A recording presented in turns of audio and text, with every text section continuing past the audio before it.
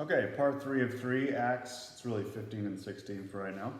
And when they're in Philippi, Paul and Silas are walking around bringing the word, and there's a slave girl that is marching behind them, maybe skipping a tune, who knows, but yelling at the top of her lungs, "Listen to these guys, they know what they're talking about. They serve the Most High God." And at first, they probably thought, "Oh, this is kind of neat. Someone's a real big fan." It's like a teacher walking down the halls and a kid walking by them and saying, "Hey, this is the greatest teacher ever. He or she knows exactly what they're talking about." And maybe for a little while it's kind of fun and, it makes you feel good, strokes your ego. But after a while it's like, "Okay, buddy, we get it. Okay, buddy, we get it." And day after day they keep going, keep going. "All right, we got it." Well, that seems to be what happened here as Paul and Silas are walking along. Paul finally turns around and he casts out a demon. Well, what do you mean? Well, this slave girl was being used as a person who was able to tell fortunes or tell futures to people. And her owners, because she was a slave, she was owned, her owners were making a lot of money off of her ability to tell the future. Well, how was she able to do that? Well, apparently she was possessed by a demon, a spirit, however you want to say it. And this spirit would live inside of her and maybe tell people things. Whether that spirit was accurate or not, I don't know. But one thing spirits, demons, whoever, that spirit world knows, they absolutely know if you're who God is, who Jesus is, and if you are a messenger of them.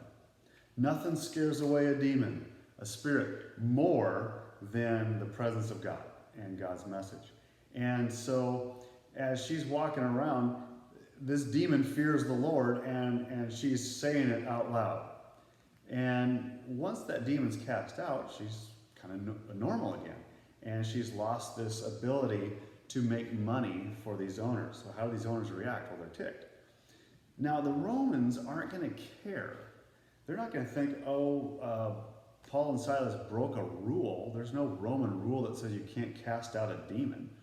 So they do the same thing that they did to Jesus, where they blame it on, they make up a charge and they say he's disturbing the peace. Because remember, that's a big deal to Rome. You can do all sorts of things. You can hug a tree, you can worship a rock, you can do whatever, but don't you disrupt the peace. And they're immediately stripped and beaten and then thrown into jail. Well, while in jail, they're feeling pretty good because they've just suffered for the Lord, and they count that as a good thing. And as they're singing and hymns are being sung, there's a big earthquake, pops all the doors open. You probably heard about this one in Sunday school. And the jailer sees it. He's about ready to take his life. Well, why would he do that?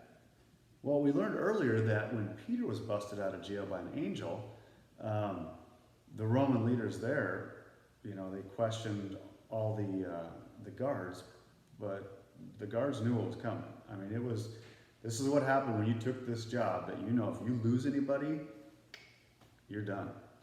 And this jailer sees all these doors flopped open. He's like, "I'm just going to end it right now." And I hesitate to say this because I want to say it the right way. He was actually doing the honorable thing. You say, "Mr. T, how is taking your life ever the honorable thing?" Well, it's a delicate situation, but he knows he has to be put to death. It's the rule. And no matter if he's a nice guy or whatever it is, you have to be. And he probably felt that if he just ended it right then and there, someone else wouldn't have to live with putting him to death. And Paul says, no, stop. We're all still here. And then he's so grateful, and it says he's trembling. Could you imagine? This guy, he's about ready to take his life, and then Paul says, no. Think of where he was at emotionally. And so he takes them home, he dresses their wounds, he treats them great, and the next day, and Paul, through Jesus' Spirit, or the Holy Spirit, converts his whole family. But the next day, the Roman judges send word, "Okay, we stripped you, beat you, we feel you suffered enough, why don't you take off now?" And Paul, like he's playing cards and has an ace up his sleeve, his ace up his sleeve is that he's a Roman citizen. And he kept that secret. They just assumed he wasn't. And he sends back, he goes, no, I ain't going anywhere until you walk me out. I mean, after all, is this the way you treat a Roman citizen? No trial? You just beat him, put him in prison? Well, when word got back to these Roman rulers that had happened, they knew that they were in trouble if word got out, that they mistreated a Roman citizen, because Roman citizens came with a lot of rights, and one of them was a right to a trial, which is where we in the United States get that idea from. And they come over and they're like, oh man, we are so sorry. And Paul's like, yeah, you're going to walk me out of town. And why would they do that? Well, by walking them out of town or giving them, I don't know, maybe new clothes and new this and new that, they're basically telling the whole community, hey, we messed up. These guys are good guys. They're okay. This public beating that we had, we're basically saying we are super sorry because that should not have happened. And please don't tell some other Roman leader about this, otherwise, it's going to be our tushy in the grinder. So on their way out, they go visit Lydia and say goodbye to her, and then they take off. But that citizenship thing comes in handy several times.